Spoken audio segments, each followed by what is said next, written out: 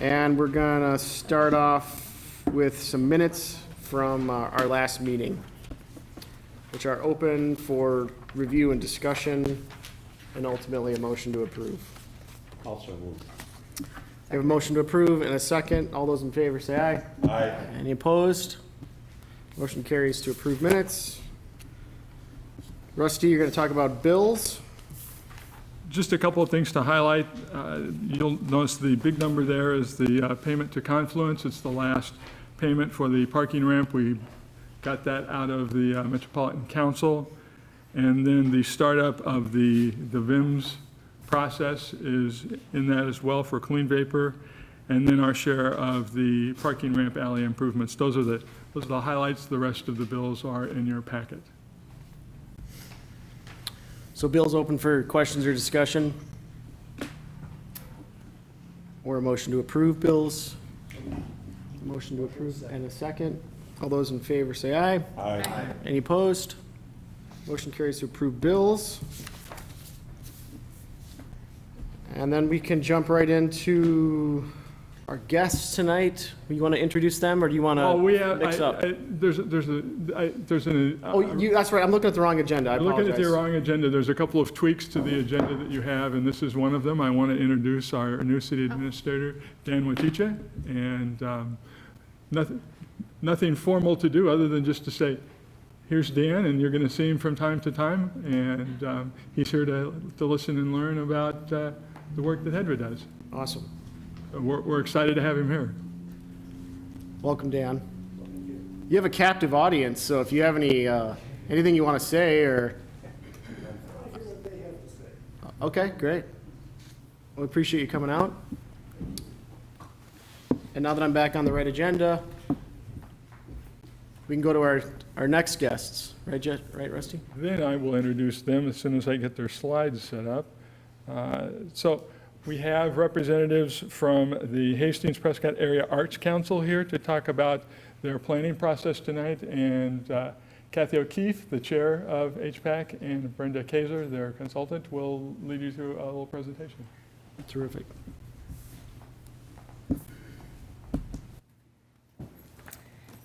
Well, this is my first time being up at the podium, and I watch this on TV all the time.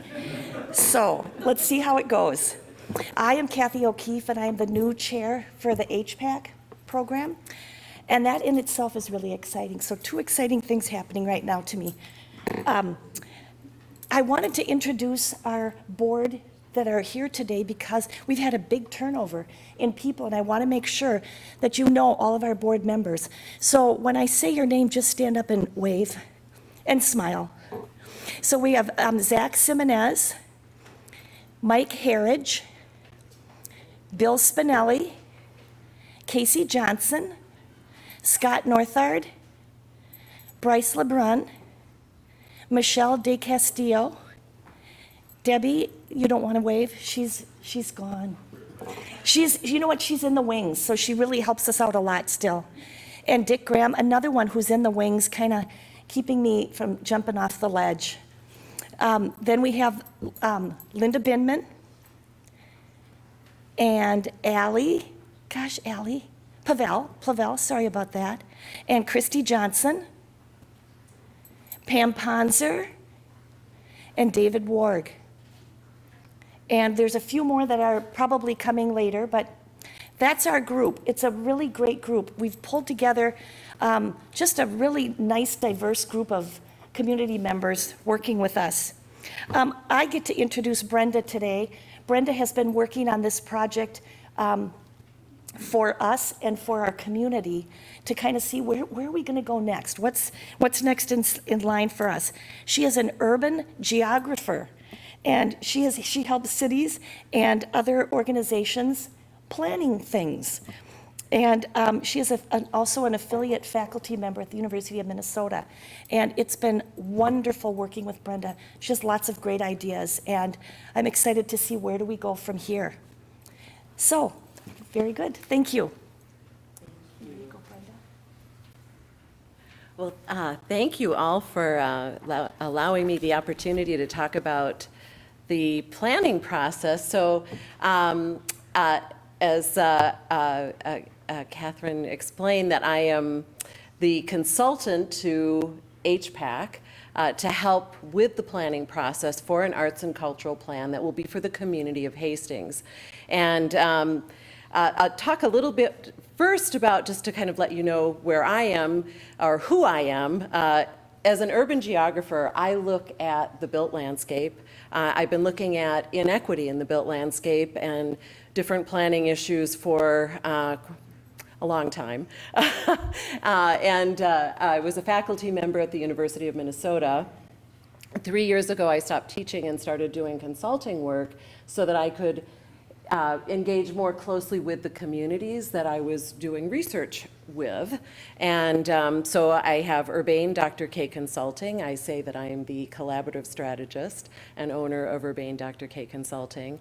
And a large part of what I do is manage projects that are focused on planning, community development, community engagement. I do a lot of research as part of the process, and then strategic planning that gets down to the very details of whatever it is that the community feels that they need. So that's a little bit about me, and I'll be managing this project for Hastings. And I also kind of forgot to mention that I was a banker in a previous life. I'm really old, so I've been around for a while. And that actually helps my understanding, especially in the commercial lending side, but also in the residential lending side, of what happens with communities as well. So a little bit about Hastings Prescott Area Arts Council. I just kind of wanted to highlight, many of you probably know about Hastings or HPAC, but I think that this overview is really meant to demonstrate just how deeply involved in the arts community that they are. Founded in 2008, 15-member board, 2 to 3 contract staff, or sometimes that goes up a little bit when there's projects going on. But they've done a lot without having any real full-time staff. Managing and promoting arts events, developing and producing programs, creating and endowing a scholarship fund, and they've also worked collaboratively to bring in the art space, live work lofts, helping with the Rotary Pavilion. So it's a long list of really excellent work within the arts and cultural community. And a little bit of background, and I'm gonna sort of follow my notes so I don't go on too long here, but in 2016, HPAC participated in the Arts Midwest Training Series, along with cities from all across the state, and they learned more about how to leverage and also value arts and culture within the community. And that really was the impetus for this idea behind an arts and cultural plan. Because what happened is it led to participation in the Creative Minnesota Economic Study. And this really led to their understanding of just how valuable arts and culture were within the community economically. And that there was really a need to try and direct that, to find a way to envision and design a plan going forward so that resources could be shared and efforts could be done in a collaborative way to really sustain what was going on here. Basically, the idea here is that HPAC is leading this effort, but it's a collaborative effort. This is meant to be about the community, bringing the entire community, not just the arts and cultural community, but the entire community together around the idea of what arts and culture mean to the community, what the community sees as assets, and what could be improved and expanded upon. Now, arts and cultural plans, fairly common across the United States. Some are generated directly from city staff. Some of them bubble up through the community and then eventually are adopted into city plans. I've got some examples up here. The Creative City Roadmap, that's the city of Minneapolis. The Grand Rapids, Minnesota Grand Rapids, Minnesota creates. It's their plan. There's an arts and cultural plan, Park Rapids. Mankato just updated their plan. Basically what these plans really try and do is find a way forward that helps bring resources and time and effort towards some really good collective goals in order to strengthen the arts and cultural community, the arts and cultural future. So, why plan now? Why is this a good time? Well, I mentioned the 2017 Creative Minnesota Economic Study, and this was really the impetus. I think people were pretty darn surprised at the numbers that came out of that study. So this is a study that's done through a collaborative of large funders in the metropolitan area and the Minnesota Citizens for the Arts, which is an advocacy organization that works to ensure that the State Arts Board funding stays active and at the same or higher levels, and that legacy funding towards the arts continues. And so what they've done is for the past, I want to say 8 years, they have done studies for cities throughout Minnesota, looking at the economic impacts. They worked with the Center for Urban and Regional Affairs at the University of Minnesota to actually figure out calculators of how to calculate that economic impact. And for the Hastings study, they looked at 16 nonprofit organizations, and those 16 nonprofit organizations had, in the year for the study, 48,696 attendees at different events. They generated $2.3 million in economic impact. $1 million was actually direct spending from the organizations themselves in order to do the work that they were doing. 1.3 was in audience spending, and that's where those calculators come in that were done by the Center for Urban and Regional Affairs. They generated for the city $257,000 in tax revenues, almost $258,000 in tax revenues. So when this was introduced in 2017, the council at the time said, wow, those are some numbers. And the mayor at the time said, wow, what should we do?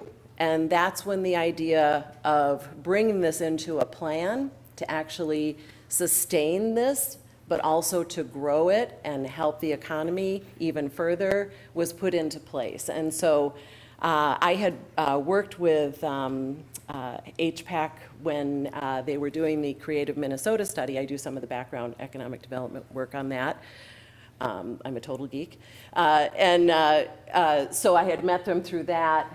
That's when we started talking about, well, how do we do a study? Well, the first thing we did was we got a grant from the St. Paul Foundation. That is what is starting the process. And so we are moving into the process of actually putting that plan together. And one of the first things that I've done for them is to map the creative businesses, organizations, and entrepreneurs in the city of Hastings. And that's what you see over here, the 2019 Creative Spaces Study. And I'm working with the Center for Urban and Regional Affairs, their GIS, GIS mapping experts, to generate this map. And what you're seeing before you basically are the Bureau of Labor Statistics has 40 different job categories that it considers to be creative. Covering the more traditional dance, performance, music, literary arts, but also looking at where those creatives would work in marketing and PR, in media and communications. So looking at those 40 different job types, I looked at, okay, what kind of businesses would they have? What kind of businesses would employ them? And what businesses have those direct goals, missions, et cetera, towards creativity. So I'm not looking at US Bank, who has a marketing department, because they're going to compete in a different category, right? They're in the financial category. But I'm looking at creative businesses, organizations, and entrepreneurs whose mission, product, production, practice, everything is about the creativity. And this map shows over 150 businesses, organizations, and entrepreneurs in Hastings. So that's pretty impressive. I just want to kind of have you think a little bit here. The calculators that came up with 2.3 million in economic impact in the 2017 study was based on 16 nonprofit organizations. This map shows that what you have here in the creative realm is over 150 businesses, organizations, and entrepreneurs doing creative work in the city of in the city of Hastings. So that's pretty impressive. What if you applied some of that calculator to all of that one over 150? So that's where we're starting from. We're sort of setting a baseline for what's going on here, and then looking at what are the possibilities of sustaining and growing that. And that's what a plan does. So the plan benefits are basically to sustain and grow what's already here, to have an idea of what that is, but really also then to foster collaborations and partnerships so that that can grow even more. The idea that within a creative community, if you have that creative collaboration going on, you can share resources, share ideas, share information about opportunities, increase activity, increase opportunities for that creative population. If we think about it, creatives work, there's oftentimes that full-time job. Bryce and I were just talking about the full-time job, and then you've got your gigs on the side where you're producing your craft, whatever that is, whether it's music or performance or an actual painting. You're doing your own manufacturing in a way. You're selling that product, so that's an additional revenue source for you. Thinking about collaborations, partnerships, planning, ways that that can actually grow into something bigger. And then, of course, for the city itself, there's huge benefits to having a lot of arts and cultural activity. Studies have shown for the last 4 decades that the way to attract young, skilled workers to communities is through arts and culture. They're really, young, skilled workers are interested in being involved in it, whether it's through participation directly or being an audience member, but they want to be places where there is a lot of vibrant activity going on. And so that's an attractor. So if you're looking at growing your workforce, attracting entrepreneurs into shops along Main Street, the way to do that is to offer them a vibrant arts and cultural community. Of course, attracting more consumers and tourists into the area. So, consumers from the surrounding area that maybe wouldn't come to Vermilion or downtown, but will come because there's more arts and cultural activity to attract them. But also people from outside the community. How do you get tourists to come into Hastings? Well, if Hastings is the hub of arts and culture, that's a reason to come. And then, of course, what happens is that extrapolator effect that I talked about earlier that was shown in the economic study. When people come to Hastings for arts and culture, they participate in other businesses. They go out to a restaurant, they go have a cocktail, they go get a brew. There's all kinds of things that they spend money on. And that's that calculator that you saw from the audience spending. So that obviously increases tax revenues for the city. And then, of course, as I mentioned, it helps to fill those underutilized buildings and activate public space with people in the community. So there's a lot of benefits that come from planning better for the arts and culture in the future. The planning process that we're working on, that we've just started on, involves a number of steps that work to engage the community. HPAC is doing ongoing funding, generating funding and finding resources in order to support the program. Obviously, the more funding resources that are available to HPAC collaboratively in order to do this process, the better their outreach will be and the broader the community input. I'm working on that inventory of arts and cultural assets. I'm doing one-on-one interviews. That's been ongoing. And putting together a community survey that will be done online. And we're going to be asking everyone to share that through your social networks so that we can get as much input as possible. And I understand rumored that there might be, if you actually fill out the survey online, you'll be able to enter a drawing for a piece of art, which is incredible. We'll also be looking at ways to conduct community working groups, smaller groups with a lot of opportunity for input, and then also community meetings. What will happen is from all of this data will be brought together and synthesized, analyzed, and put together into a draft plan. We have a local designer that's going to be working on actually helping with the design of that plan. And it will be a plan that has recommendations. What we'll find is we'll find recommendations that bubble to the top, where there's a lot of common interest in setting certain goals. That plan then will act as a good guidepost for the community going forward. So when the community's talking about coming together, bringing resources together, bringing funding together, ways to achieve the different goals that are in the plan, they can work together on something that they've actually created together as well. So that's the planning process. I'll open it up if anybody has any questions. I'm actually not sure of the format, so I don't know if that's something that you wanted to do or yeah. So any questions? Yes. Thank you, Mr. Chairman. You mentioned 16 nonprofits in Hastings, 150 organizations and businesses doing creative work, you said, okay. That's a very substantial, long list. Of the 16, I wonder if you could, do you have a list of them that we could see or Yeah, could I didn't put it in the presentation, but they were included in the actual report that was done by the Creative Economic Study report. So yeah, I can definitely share that with you.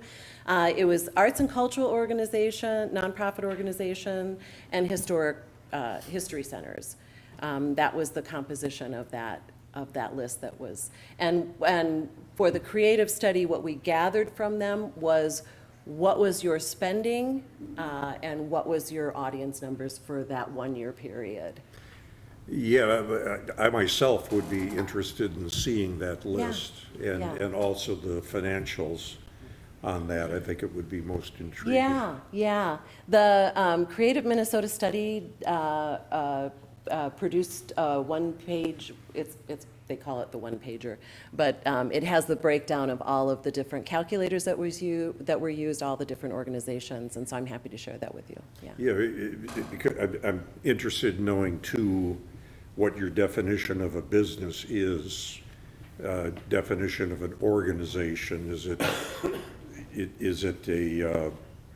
storefront? Is it an organization? If it's an organization, does it have a constitution or some kind of a creed that it follows? Or something along that line? So what I looked at were businesses. They may be businesses with one employee, more entrepreneurial, or they may have a number of employees. So very traditional business, whether it's a corporation, a C Corp, a B Corp, the standard business model, but their output is creative. So maybe a graphic design firm,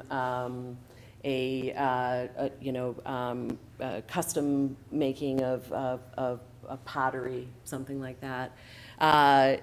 The organizations are arts and cultural or historic heritage organizations that are either 501c3 nonprofits or Minnesota nonprofit.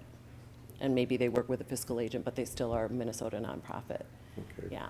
Now, are these organizations and businesses and nonprofits, are they, in this count, are they within the city limits of Hastings, or do we? Yeah. Are they beyond the city borders? So the majority are within the city of Hastings, are within the city's borders. What you can see are there some dots that are outside, and those represent either businesses or organizations that have strong ties in some way to Hastings. So we did include, for example, Alexis Bailey Vineyard, because of all the performances that she puts on there and the sculpture garden. So there were some that were a little bit outside. And then, of course, we're the Hastings Prescott Area Arts Council. And so there was some recognition, for example, of Orange Dragon, which is fiscally sponsored by HPAC. So there's a little bit outside, but the majority, I would say probably 85% are within the boundaries of the city. Did the study look into, you're saying organizations and businesses and nonprofits. There are people that I know of who live here in Hastings who are involved in artistic endeavors.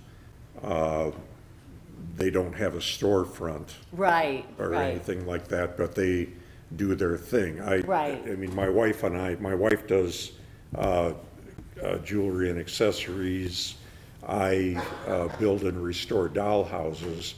I don't know if I'm on this list or not. Not that I'm saying I should be, Yeah. but Well- it's just an example.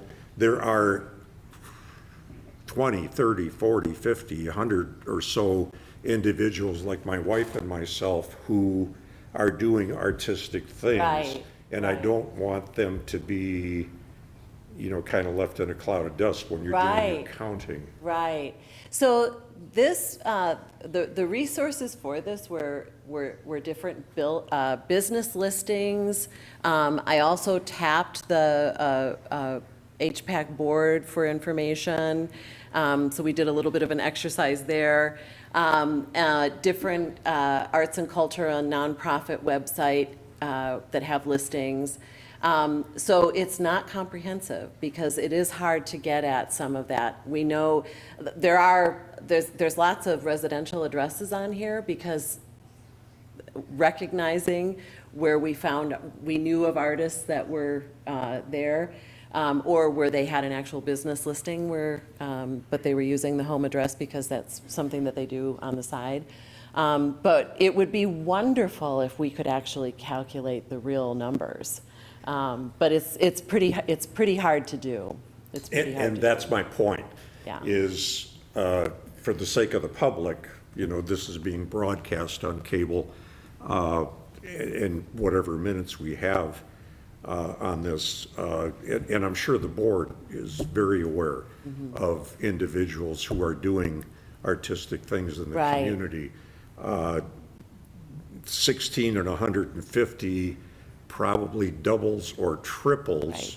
If you look at, people who are doing their thing artistically, and I think Right. that's so wonderful. And again, it shouldn't be left, off to the side. Right. We should always be looking at those Yeah. individuals. And I do really appreciate you bringing that up. Right. Because that is part of the issues with doing this kind of a study is it's trying to set a baseline, but it's almost impossible to be comprehensive. Exactly, Yeah, yeah. exactly. Thank you, Mr. Chairman. Mark, go ahead. Thank you. And I want to comment off of Commissioner Balsanik's comments there, because the one sentence that you shared that I think has really intrigued me is it attracts young, skilled workers.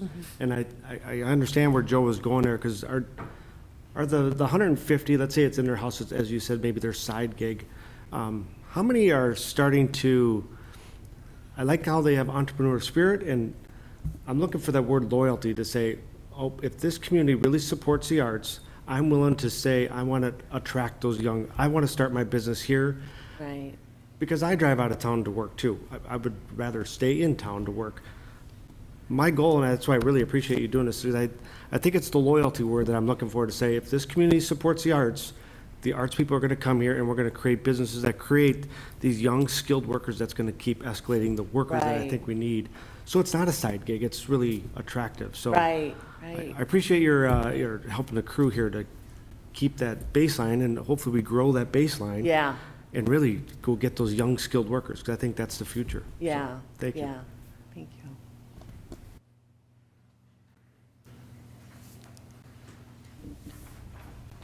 Brenda, can you talk even in a brainstorming style around what are some of the next steps? What are some of the potential partners? I mean, we talk, it's hard to see what the end goal of this is Right, necessarily, and in then how do we abstract. get there, and what are some Yeah. of the, maybe this is more of a, hey, here's what we saw happen throughout the process in Grand Rapids, or, I'm just Yeah. curious if you can give us a few flavors of. Sure, Where does yeah. this go from your initial steps into some final product? Into those recommendations and goals for the future. Mm-hmm. Yeah, so there's a little bit of a conundrum because this is a community process, and so the idea is not to come to the table with preconceived, these are going to be the recommendations, because we want to hear what the community has to say, and we want to build on those ideas. But there are some real core recommendations that usually come out of these types of things. One of the more traditional is recommendations related to wanting to see more public art within the built landscape. Representations of who is here, history of here, what's going on here, what does Hastings mean? That sort of identity project. And so the planning for that, recommendations for how to plan for that, or what people want to see can be something that comes out. There's always recommendations for building strength in the skill development programs for youth in arts, because arts are a universal skill development tool that can help youth proceed and succeed in other areas. And so education, public art, always very strong. But what has come out of more recent plans that really focus on this idea of the creative economy are efforts towards thinking about workspace in a different way. So what about the possibility of co-creative spaces? This is something City of St. Paul has done, something that's happening in the city of Minneapolis, but this idea of creating co-working spaces that are geared more towards creative production, whether that's, again, in graphic design or, more, physical production of something. So thinking about spaces and thinking about the future of maybe filling up spaces that are underutilized, underdeveloped, have unique qualities to them that could be more flexible types of workspaces. So that's a common recommendation that seems to kind of come up. And that sort of speaks to, again, this idea of creating more strong gathering places for creatives to come together and share ideas and share work and share resources. So that would be a good example. Other examples, the Arts Action Plan, which was a plan that was put in place in the mid-2000s for the northeast area of Minneapolis. It's called the Northeast Arts District. It actually creates a geographic frame within the community of where the Arts District is. And recommendations that came out of that plan were ways to actually signify that something was going on here. So street banners, again, different public art representations, and then support for the big festival that goes on, which is called Art-A-Whirl every year. So those are recommendations that came out of that plan to grow that particular festival, to signify the space. So these are just some examples, but they can be so unique to every community. The collaborative aspect and sort of partnership aspect, I think the strongest thing that I've seen on that is oftentimes where business improvement districts or chambers of commerce partner with creative groups in order to think about the future of like Main Street and what's going on, and how to really raise up and kind of I don't know if commodify is a good word, but in order to really get promotion out there to show what's going on creatively within the community, knowing that all of the businesses are going to benefit from it. And that's always a real strong collaboration that grows out of arts and cultural plans. So is that helpful or? Yeah, very Okay, helpful. okay. Yeah, I recognize, clearly we want this to be unique and feed off of Hastings as its own unique Right. city, but I was just curious, it's a bit abstract in its infancy, so that kind Yeah. of gives people a general idea of potential, avenues or Right. partnerships or Yeah. outcomes, so. And there's you have a really, I think it's this way, you have the art space lofts, which, it's yes, it's affordable housing, but those are actually live-work spaces. They're spaces of production. So thinking about how to capitalize on the fact that you've got 37 potential businesses there, and what are they doing, and how can that become a driver for the rest of what's going on Main Street, getting consumers in here, getting tourists in here, so not to put something out there for Hastings, but that would be an example of like thinking through the future, for an asset that you already have. Perfect, thanks. Yes, I've always thought, since we've got art space now, I kind of look at it, and I don't know, artists can be, sometimes they just want to do their thing and they don't want to, see what, let somebody else know what's going on and so forth. In the commercial businesses, what they're coming up with now, and I've talked with Councilmember Lund about this, incubators. Yeah. Where you get businesses together and they can collaborate, with each other. Yeah. And I'm kind of hoping, not kind of, I really am hoping that art space is like an incubator for artists. I hope they're rubbing shoulders with each other and, seeing what somebody's doing, is there a better way to do it, so on and so forth. Yeah. My wife and I were in the Minnesota Renaissance Festival for 9 years. And it was so exhilarating because it was like an incubator. You got to know the artists and the craftspeople, and you could see what they were doing, and you could kind of, you say, oh, I can tell you how to do that better. Right. Or they'll say to me, well, you go ahead and do it and get back to me. Mm-hmm. And there's all of that creativity. There's just, shooting back and forth. So helpful. The city council, we did not fund the art task force for next year. We had been funding it for about $10,000 a year for the last few years, and we decided not to this year, to kind of step back and look at it. There was some discussion as to whether we should turn it into a commission, like the Planning Commission, like the Parks and Recreation Commission, so that they're, are budgetary things that they can look at and, serious appointments and so forth. And we've kind of stepped back from that. Some of it was the aspect of, trying to keep our tax rate low. And 10,000, to me, 10,000 is still a lot of money.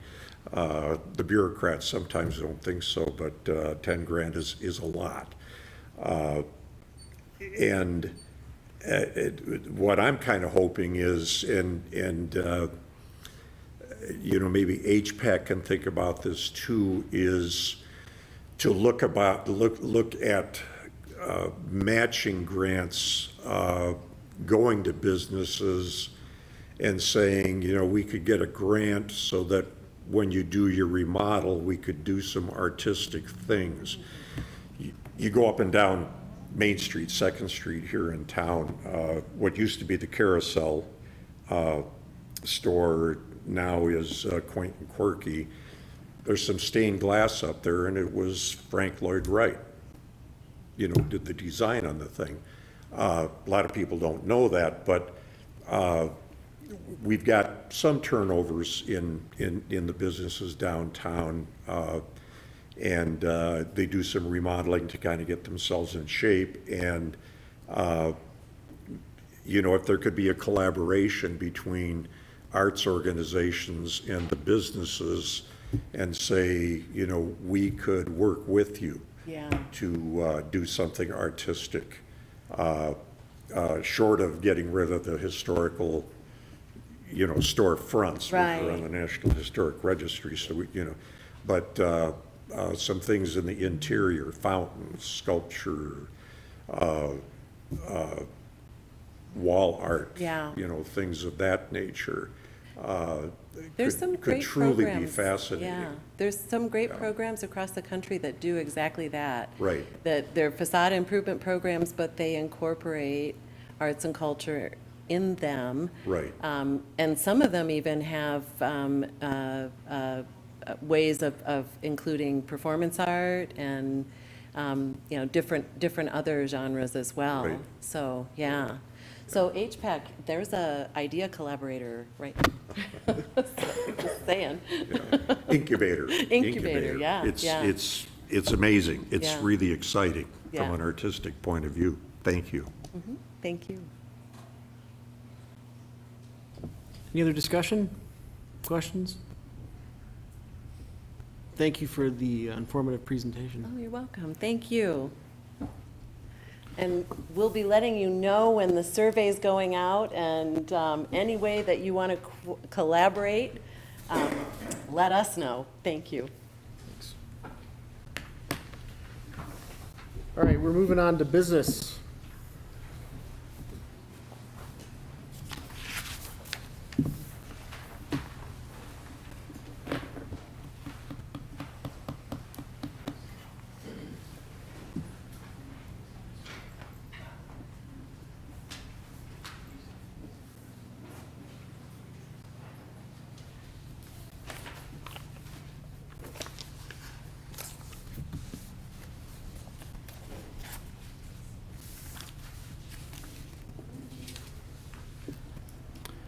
Rusty, I think you want to talk about, looks like we got the Mavo systems encapsulation on the front end of this business tonight. I think we'll do that first, and then we'll just go down the list. Okay. I don't think this will take very long. Okay. This is a great example of the continued complexity of cleaning up a challenging environmental site. You'll recall that we went out for bids to do the wood encapsulation, and we found only one firm that was interested, and that's Mavo Systems out of Minneapolis.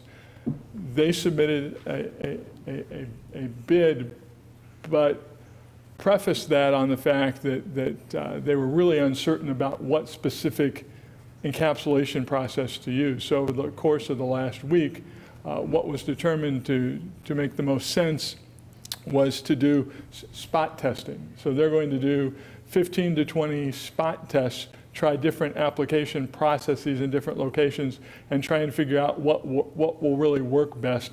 And that'll allow them to take the uncertainty out of their bid and hone in what they're going to do and ultimately what we're going to pay for it. So what's before you tonight is to approve the proposal that I got this afternoon that's on the desk before you, for them to do the spot testing for a cost not to exceed $16,000.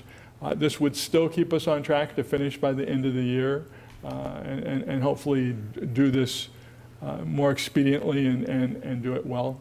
So I'm happy to the best of my ability to answer any questions. I know John was spending some of his vacation time herding this. Just a quick one, Rusty. Do you know, would this be in addition to the bid that they submitted, or would this just be the initial kind of phase and ultimately just, whatever the difference is then becomes their follow-on kind of pricing? Well, my understanding is this, I would look at this as phase one, and there's phase one and phase two. I don't know that what we saw from them really matters now. They're going to do this, and then they're going to say, here's the scope of work and budget, here's our bid to do the rest of it. And I think this will help make that the best bid we can get. Okay. Thank you. Rusty, are we going to use this data? Is this why we didn't get any more bids? Because it's all the unknowns? Will we use what we find from this company to get it out to other people to bid on it? Or is this giving Bevo a kind of a jump into the... I believe that this is work that they would do to continue to finish the project. Okay. They were the only firm that showed up for the mandatory meeting. They were the only firm that has carried it through to this process. We'll never get done if we've got to go back out and try and see if there's anybody else out there. They're certainly qualified, and I think this will help them do the best job that they can do with the work that needs to be done in the time that we've got. Right. What was the total budget for this project? I don't recall that number off the top of my head. Okay. John's being very, he's been a good steward of the money that we have to do with, because I think he is concerned that given all this that's happened, that it's going to stretch the grant budget. So I think this is a good step towards trying to stay within the grant funds that we've got. Okay. Thanks.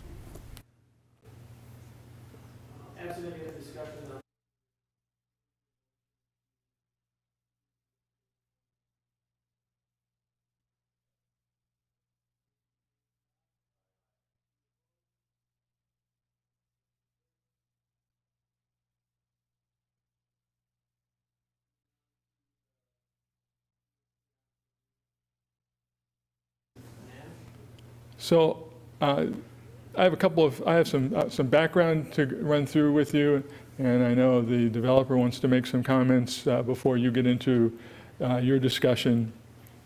I thought it was useful. It was useful for me to go back through and look at the chronology of all this. This is a discussion that's been going on for about 3 years, dating back, the best I can tell, to August of 16. In November of 16, there was an initial proposal to purchase Block 1, which is the subject of the purchase option that we're talking about this evening.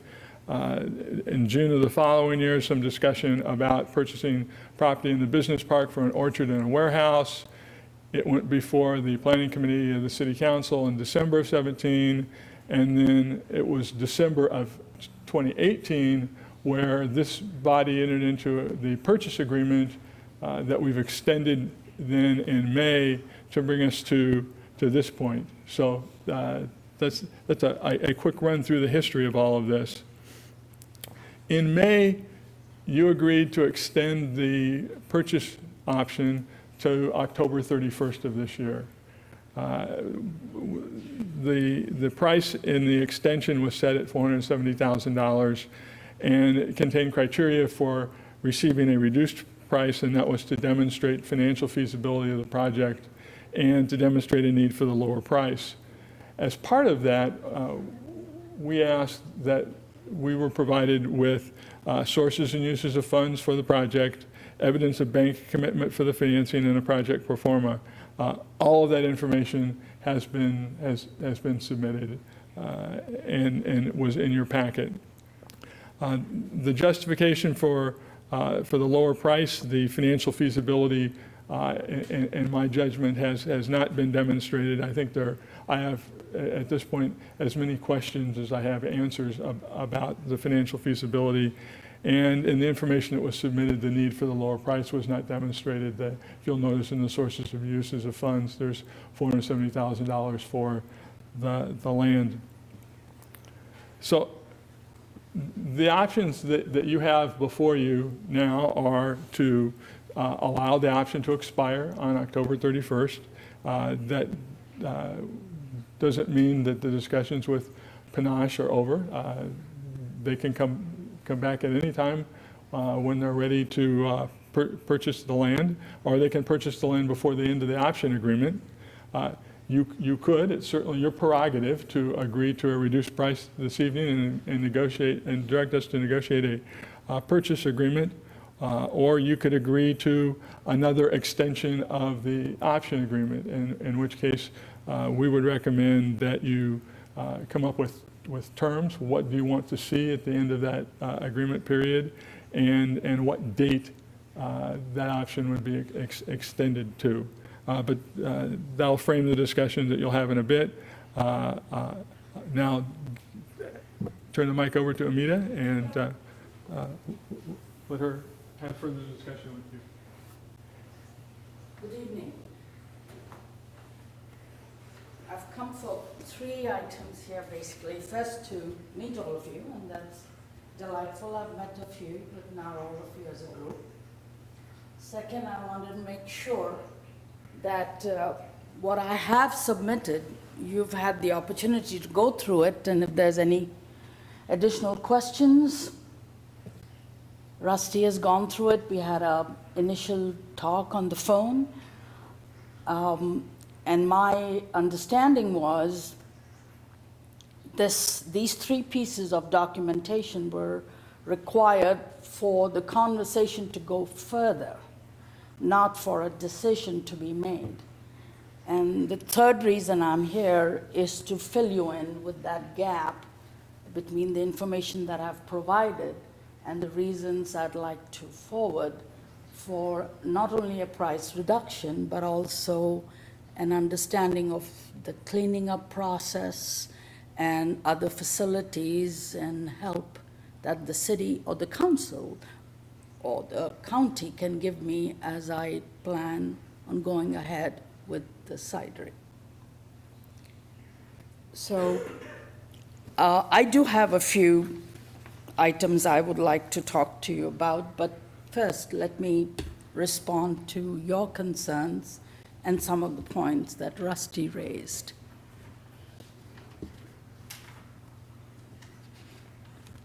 Questions or comments?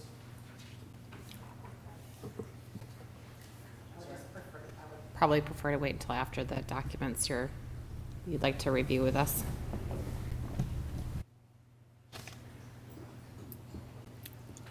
Sorry, ma'am, you'd like to review them before? No. Oh, no, I was saying. The documents or the items that you're going to review, I think I just reserve any questions until after you're complete with that. Okay. What I had were basically talking points in order to provide you with the reasons why I'm requesting a lower land price, and to give you some idea of what the gap is, the financial gap is. The projections that were asked for were over 9 to 10 years. Frankly, that's way too long to give you very accurate projections, so we did our best. Between 3 to 5 years are the tightest projections one can give you, especially in the food and beverage industry. So the projections were done with the intention of giving a steady increase in growth, averaging anywhere between 8 to 10%. So that was one assumption. The other one was that we would be using raw materials from the area. So we've already started to work with 2 cideries that are a few kilometers away from here. There is the Afton one, then there's the St. Croix one, and we intend to keep using the surrounding orchards and businesses in order to create the kind of product that we want to see happen, the cidery that's based on the local territory, the local production. So those were the two main elements we kept in mind for the pricing of the cost of goods sold, for the pricing of equipment, and the final retail price of the product. Now, in terms of sources and uses of funds, it became a chicken and egg story. Unless we knew what it cost in terms of land acquisition and building, the financial institutions weren't fully prepared to give us the full loan amount and the amount of investment. And for me to be able to negotiate a land price for you, I needed to know ahead of time what I was bringing to the table. So we did our best in terms of figuring out what kind of funding we would need, and we came up with the very brief sources and uses of funds that you have with you. And the gap there is about $731,803. Now, this gap can be partly fulfilled with some investor funds, but the rest will have to be found. And obviously, we don't need all these funds right away, but over a period of 3 years, we will certainly want this. Right away, we need working capital that is close to $700,000 over a 2-year period. So in order to fund the working capital, which includes payment to the contractor, which includes getting some preliminary equipment to start the cidery, it includes obviously setting up the premises, paying a bit of payroll to be met. Just for that, we need immediate funds. So that was the gap analysis that I wanted to weigh in on. And then the third item that I wanted to weigh in on is with regard to the land itself.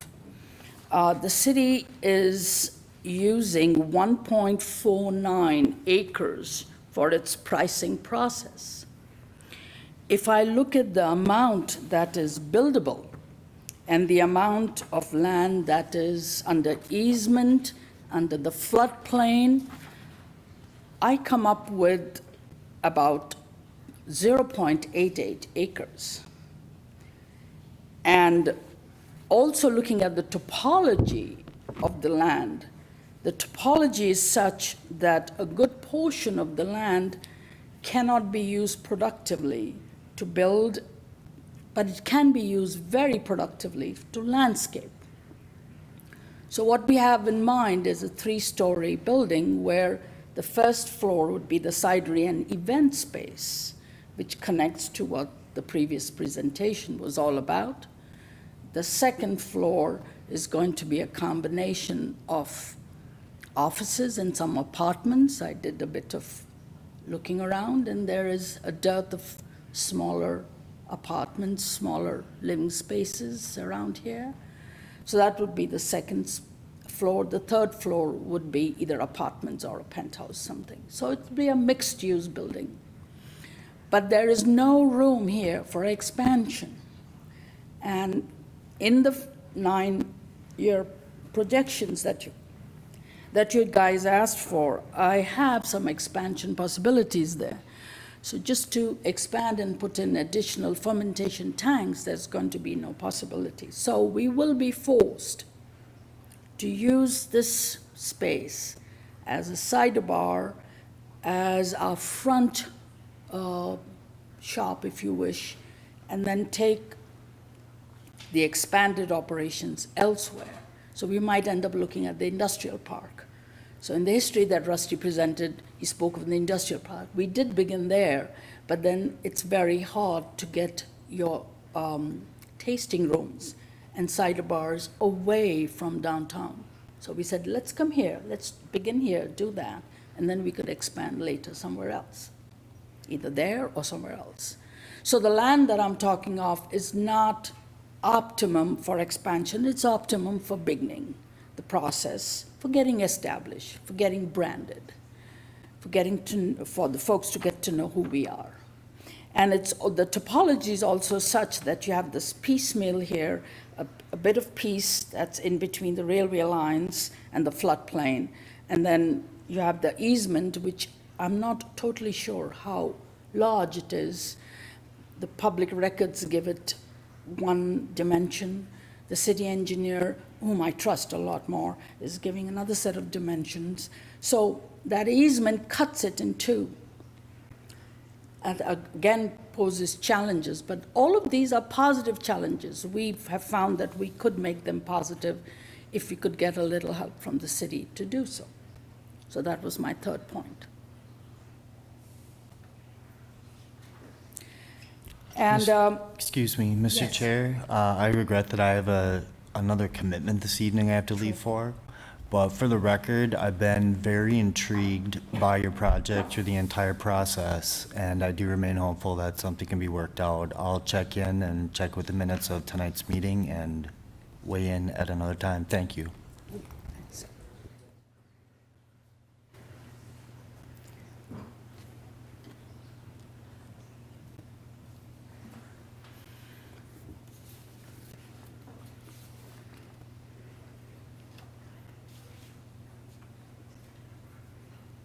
I think we're all dealing with the density of, the complexity of data and information here, so. I'm sorry about that. John indicated that I need to be as detailed and explicit as I could, so that's what I've tried.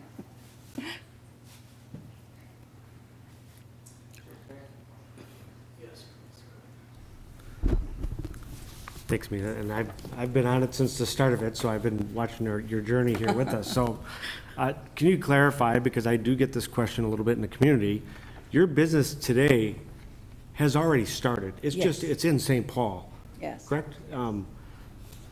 That's the unknown I get from the community, is like, well, is this an idea or is this a business? I'm like, no, this is a business that we're trying to work with to bring to Hastings. And I think that's important for the community and my colleagues here to know that this is not just an idea, this is an idea for growth.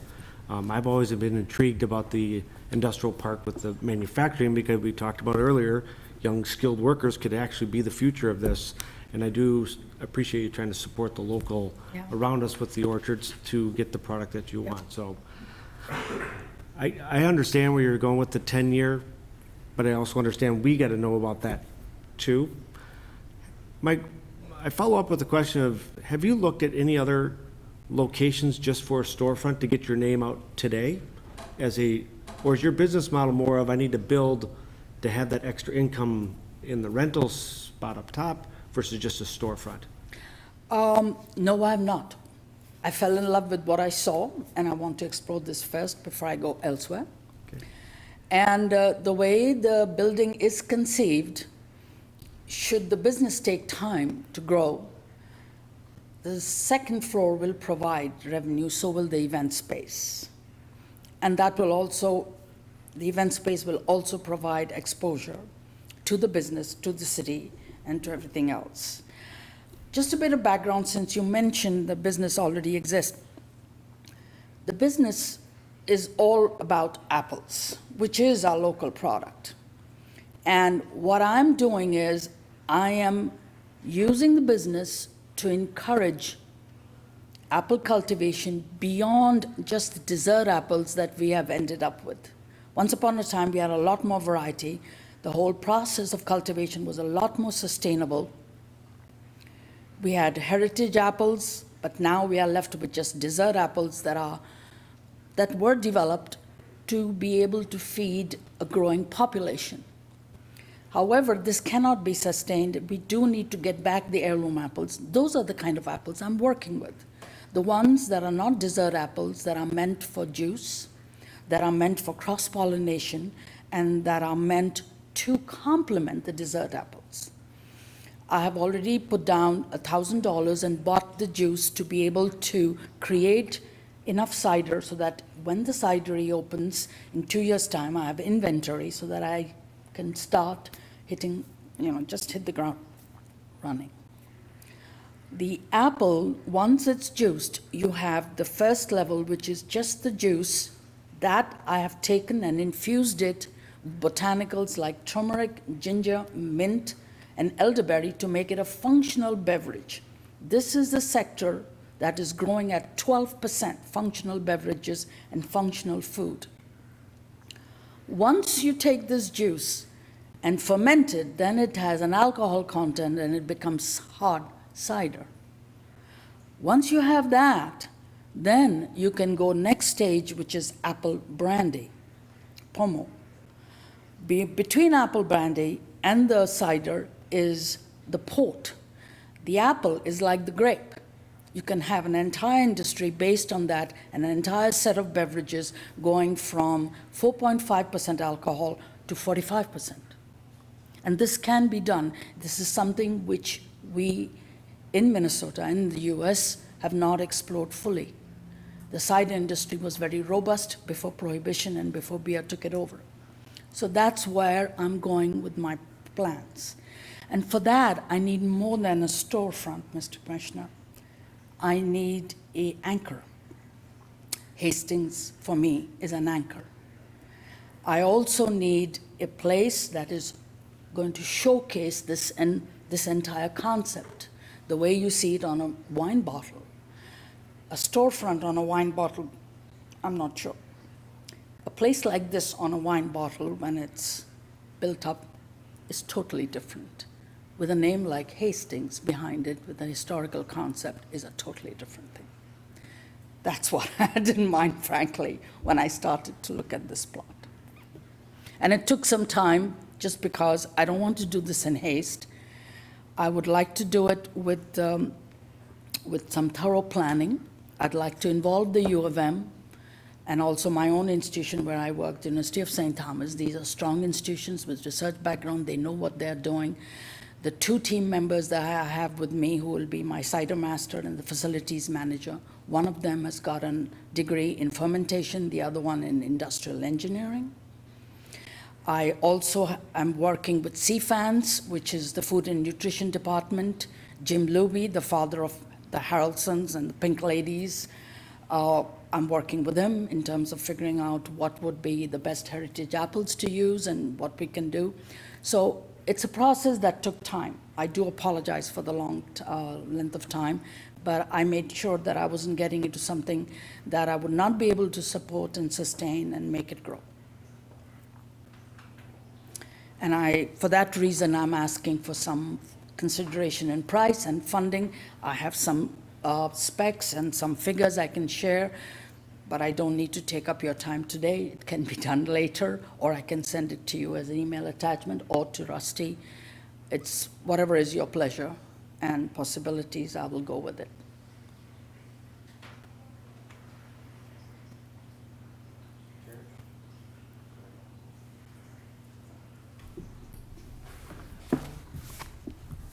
I appreciate the presentation you've provided and the information you provided, but being a former banker, I think there's a couple things that are missing for what I need to make a decision or to vote on whether to extend or whether to go ahead with it. One, you described the property as being limited in what you can build because of the easements and because of the floodplain. Understood. But I think it would be helpful for any of us on the board member to give a visual of what this building could look like. And I think you need to provide some of the detailed, all the income that you describe here is coming basically from the cidery. I would presume your says gross sales of cider and food. And so we're looking at 10-year projections and a positive cash flow by the end of those 10 years. But what you're describing to us is a building that has a first floor cidery and an event center that will be this amount, but there will be the rentals from the second floor office and the third floor housing that isn't part of this. And so that's where Rusty is probably saying, but for a reduction in price, I can't make it work.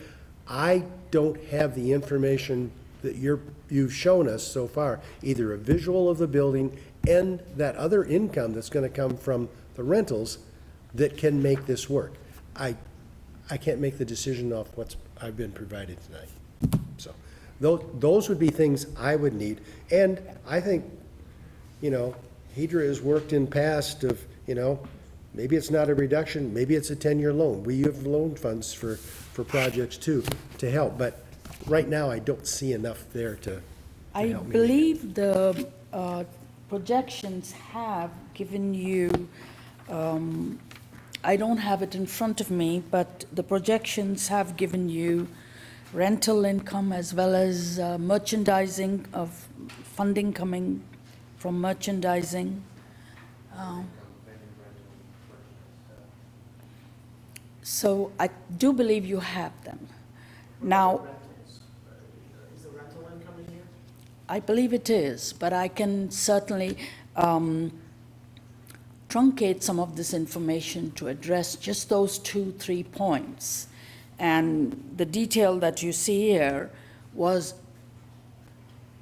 the ingredients of a pro forma, and that's what John wanted, a full pro forma. So this is a full pro forma, but I can certainly summarize it to look at. So you'd be interested, sir, in figuring out just 4 items, if I understood you correctly. One is income from the cidery, the business. The second is income from event space and rentals.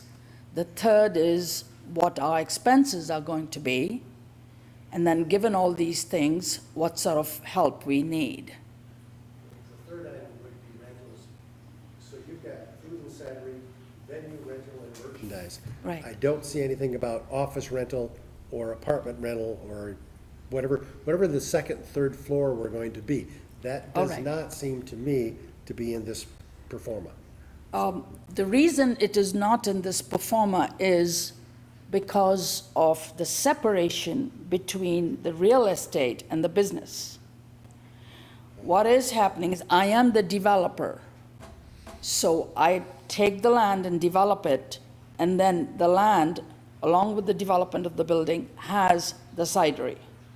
And this is also done in terms of handling liability issues, the separation of the two. So in terms of land procurement and development, that procurement and development will lead to a multiple use entity. One of the uses of the entity will be the cidery. And that's what you see here, mostly the cidery, Yeah, and that's, which is the one I was asked to present the pro forma for. okay. So you would like information about the real estate side as well? Yes, because that's really what, when you start asking us for a reduction in the cost of the land, we need to know what's the total income that's going to be processed from that property to help us make a decision.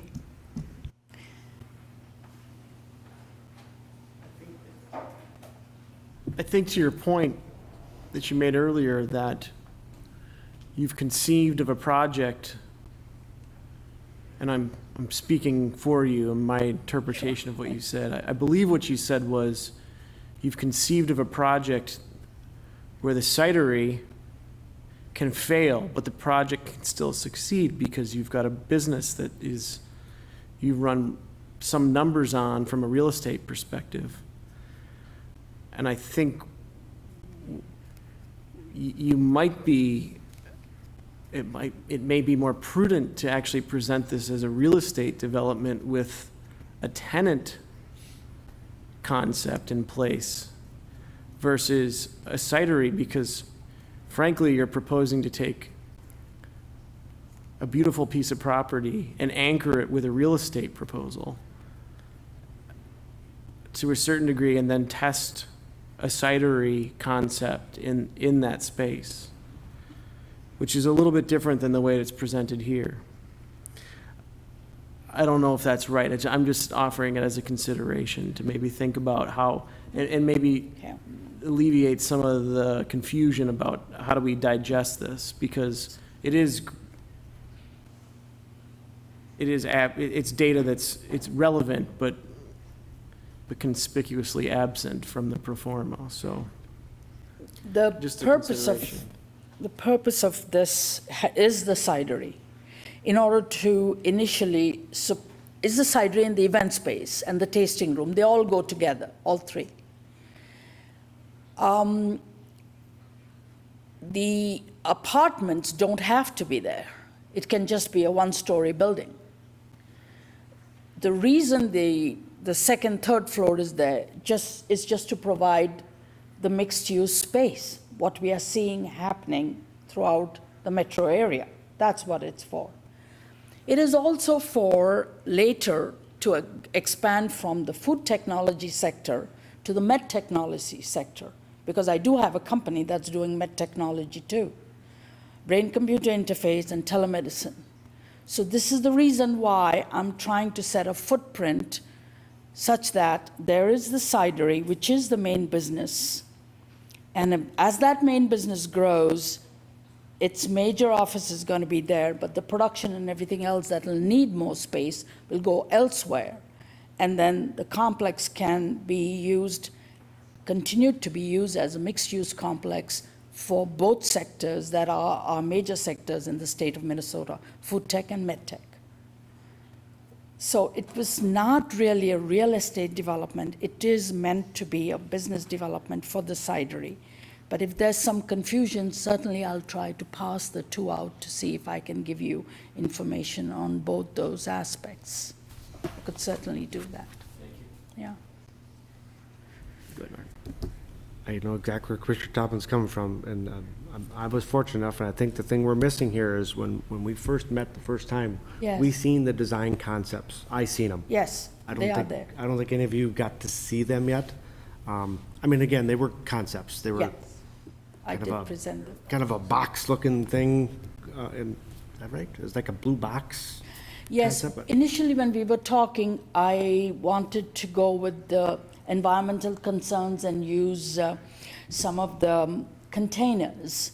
And I gave you a concept of with the containers and without the containers. Now, having talked to 3 sets of architects, we've realized that containers may not be the best, but we could combine that with regular brick and mortar. And I'm talking to the guys who did Urban Works, who did the art space, and a couple others. So there have been plans put forward. And I think along with sources and uses and pro forma, I did give you the full floor plan. I don't know if Rusty circulated that. There were 5 documents that I had given together. Yeah, so I did circulate the floor plan of what we had in mind as the cider bar, cidery, and event space first floor. And also a brief story of what we had done earlier and where we are now. So there were 5 pieces that went out. Mr. Chair, I think we got a little bit of work to do, because I think we need something on this side, meaning either some visuals and plus maybe it would be nice to see that rental income. I think it would help the presentation, but I think we as a city also have a little bit of due diligence. We got to get this answer back to on the easements, the exacts, what they are. Yeah. We should provide that to them so they know. Yes, we probably can't build under that easement, but we can use it as a parking lot as part of the project, which there might be some requirements. So I think that stalls us a little bit, but I don't want to stall it too long, because that's what's in front of us, 3 different options here. So due to time, I'm okay with the third option, saying let's wait till the next meeting. We got till the 30 days. Let's extend this agreement for 30 days till our next meeting, roughly. And both sides have a little bit of work here to do, and we can make an informed decision at the next meeting what our next steps are, if that helps everyone. I'm going with the maps that are available publicly, the ones that the city engineer gave me. And what I'm seeing here is a floodplain that comes all the way up, easements that's in the middle and side, leaving just these, making it positively challenging to do something. So the building space is going to be right here. This is all going to be landscaped. Or parking lot requirements. So I think there's some value to that, and I think that's the little bit of homework we both get to do on that. Yeah, Because there's going to be some requirements, not besides just the building, so. right. If I can just comment too, and one thing that might be considered is, if there is to be a reduction in price, that there be restrictions on land use. If it's not usable and it's to be landscaped, that it be maintained for purposes of keeping it pretty for whatever. Absolutely. And that would be an easement that the city would have against property permanently, and it'd be built into a contract. But again, I think there's a lot here that can be done. I don't see that there's any burden to either side in giving an extension to flesh this out a little bit more. I think it's a great use of the property, and I don't know that there are a whole line of people clamoring to purchase it. So I think an extension is in order, and I personally need some more information, particularly with that. I mean, I like finding creative ways to get projects done, because Yes. we need employees and businesses here, so. No, I didn't see this meeting as a final one. I figured we'd have questions and we may have to come back and, I guess my question would be, 30 days is like a blink of an eye in this world, so if we're gonna extend it, I'd propose you do 90 days and give us all time to, the next meeting is gonna be a continued conversation. And Sure. 30 versus 9, I mean, it does kind of compress us and get us moving a little faster perhaps, but I don't know if it's, then we're gonna have to rewrite it again. I can support 90 days, but I can also say at the end of 90, we got to get rid of, if nothing happens or we don't move forward, we've got to open this back up. I don't think they're glamoring because it's locked up under an agreement. So we need to open up that door if this isn't going to happen. So I can support 90, but I can tell you that'll probably be the last support you get me for extending. Or it. 60. I think 30 is gonna come up short, I agree. I just thought we were close, but yeah, Could please. we consider a benchmark to have some information back by 30 days and then a final decision? So what I'm saying is, in terms of kind of the process of discovering both sides of this, that 30 days be the allotment for whatever you're requesting in terms of easement information or what you would like in it, or that we all propose what it is we're looking for immediately, and that the 30-day be the benchmark for this exchange of information by next meeting. I agree, that does make sense. Mr. Sullivan, would you be okay with, Scott's hit me a little bit on that 90, I get it. On behalf of city staff, 30 days, they got a lot on their plate that we're working on that's hitting some major timelines in this next few days. I'm okay with the 60-day to gather some information, and on the 90th day, we're gonna be making a decision. I just think 60 days is better than 30. I would on concur this, with that. Just on behalf of staff's time. So I would make a motion that we extend this agreement 90 days with a benchmark at 60 days, that we gotta transfer our information back and forth. And we'll be and there'll be some dialogue between that, but our decision will be in 90 days. All those in favor, say aye. Aye. Any opposed? And the motion carries. And Rusty will facilitate the magic with the amendment to that agreement, or John, or No, we've got a template for extending it for 90 days, so we'll just work off of that. May I make one more request, please? And that has to do with some information about cleaning up. What's up with we had a grant of $270,000 that was given on the basis of a letter of interest. So we are a seasonal business, and I can't afford to lose too many seasons. So if we don't begin next fall, then I have to wait till the apples come back, which is another year. So I would love to have some information from you in terms of the cleaning up process, and when is it that, if we do purchase and if you agree to sell it to us, when we can begin. We will we'll include that information in what we provide for the buildable space, what the plan is for the remediation work that's going to go on. I frankly don't know what that is. But we'll do a scope and a timeline. I'd be grateful if that would be clarified. And just to add, I mean, you know, you're saying there's a certain portion of the land that's not buildable. Is this based on what our engineer is telling you? Or is this based on what you have researched? I researched the space on my own, and then the engineer confirmed it. So I'm going with what the engineer is saying. I would rather do that. Okay, so we just need to confirm with city engineering that, Yeah. you know, we're on the same page here in terms of usable, buildable, floodplain, et cetera, then on that. Just a quick question, because you talked about landscaping. I thought when you met, I was on the committee that met with you initially. Yes. And really enjoyed the samples, by the way. Thank you. Still remember that. You had talked about planting apple trees.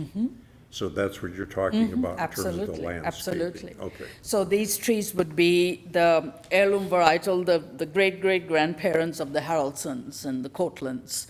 So it would be a sort of a place, an exhibition sort for what the product is, what the origins are, all of that. So Okay. it would work well with some of the plans that you have for space use and arts and culture and environment, all of that. Okay, thank you. Please know that Panache is very keen to be here, and we would be willing to work with whatever constraints you have. And ideally, it would be lovely if we could respect each other's constraints and find a way to move forward. Thank you.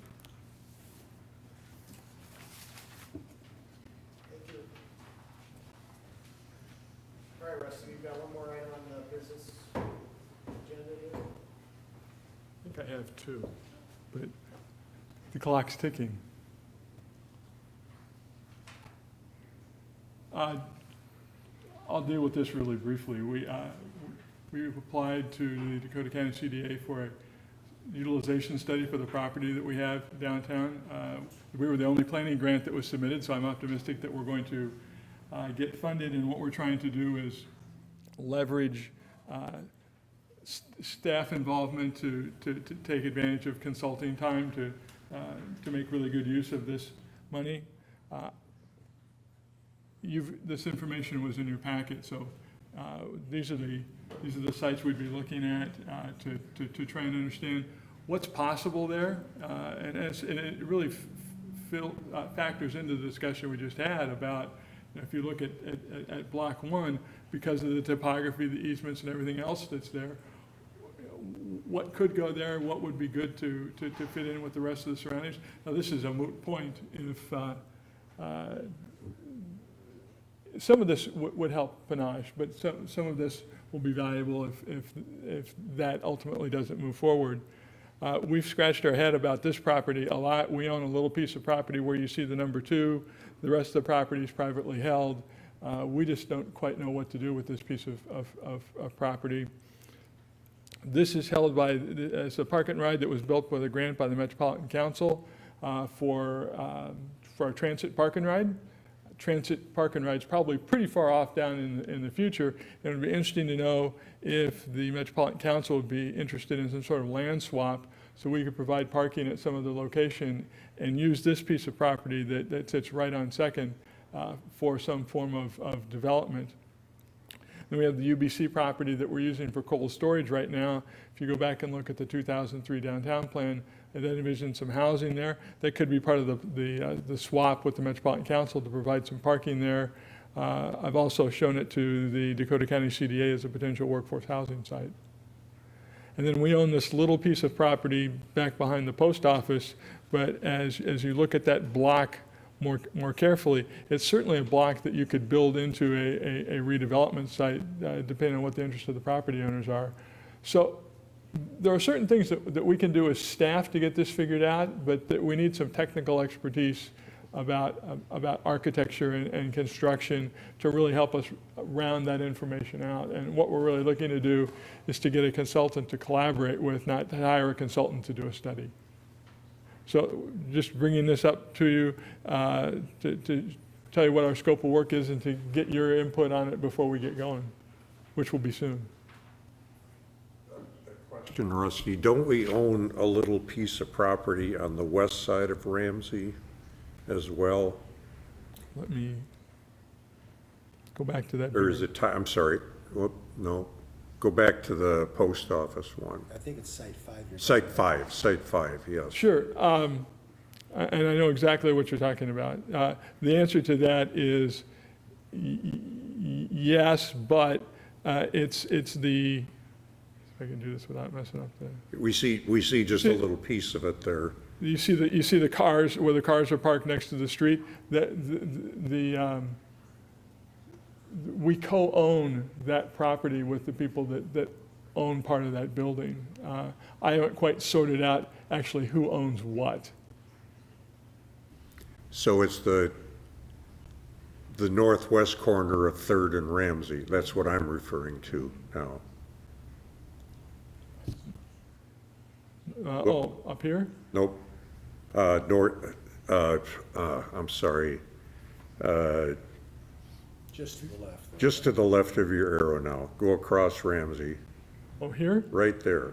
I believe that's city-owned property. That might be. I do not know. I know we have some ownership in this parking lot. Oh, it's HEDRA. I know a guy that made an offer for that a few I know. years ago. I'm asking. I will take a look at that. I don't have the answer. Because I'd be interested in knowing if it's buildable, is it, developable, what, Put it smart. Yeah, maybe some more park, yeah. It's a little postage stamp size. I'm not sure if it's a buildable lot or not, but maybe take a look at that little area too. Because we do own it, the city does own it. Okay. Or HEDRA owns it, excuse me. We will add that to the list. Okay.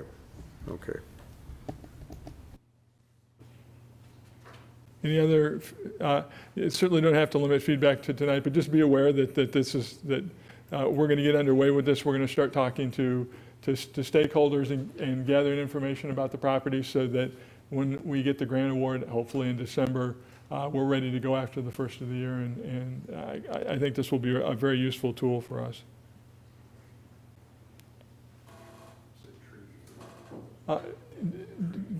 Very, very quickly, one of the things that I've been kicking around for a while is changes in the tax increment statute to deal with more contemporary development issues. And one of the things that it doesn't do very well is deal with obsolete buildings. And if you look around and you think about redevelopment in Hastings, a lot of the places where you might want to cause something different to happen, the buildings aren't blighted.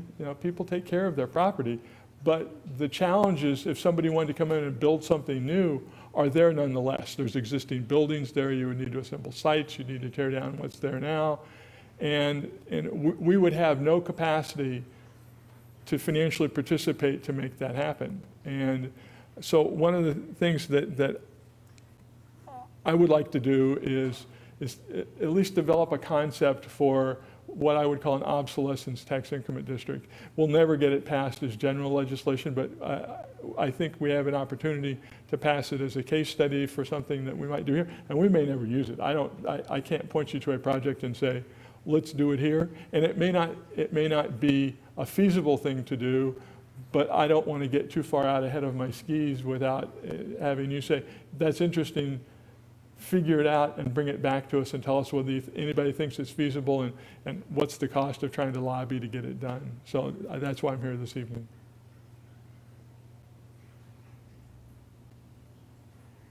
Just either say, no, we have other things that we'd rather have you spending your time on, or explore it and bring it back to us.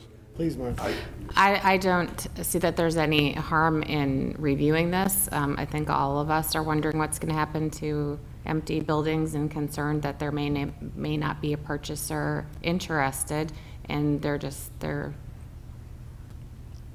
I hate to say a blight, but it could potentially become a situation where it's falling apart and would be a detriment to anyone wanting to purchase property.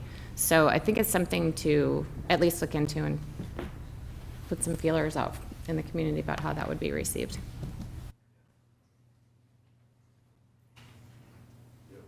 Okay, and I don't really need any formal action. I would, if you told me no, then I'd say, yeah, tell me not to, so. Think the rest of this is really just informational. Confluence continues to move along. You know, it will never go as smoothly as we want to, but it's moving forward nonetheless. We continue to solve problems with it on a daily basis, and things are moving forward. Schoolhouse Square, we had a very nice neighborhood meeting with that project last week. Had about 12 residents appear, some representation from the city council. Really good feedback to the developer. Nobody said don't build that. They're concerned obviously about traffic and about the overall use of the property and having more green space and making it walkable. And I think all of it was really good for the developer to hear. It was good connections to make. I would expect that they're going to submit an application for tax increment financing assistance sometime in the near future, and it will be before you in November or December. I would guess the land use application will probably get going sometime before the end of the year, but that may drag into the beginning of the year. Questions about that? I really don't have anything other than what I put in your packet to report about the strategic plan. I like to do it on a monthly basis. Makes me think about what I've done and prompts any questions that you might have about things that are going on. We continue to have lots of discussions with people, and hopefully some of those will lead to people wanting to put a shovel in the ground. But it's better than having crickets. And the commercial vacancy stuff that you get every week, every month is in your packet. So I blew through a lot of stuff in a hurry, and happy to. Yeah, I sense that. I've been to a lot of public meetings in my life, and you got to know when to speed it up. All right, is there any other discussion? I think we're open to a motion to adjourn. Motion and a second. All those in favor?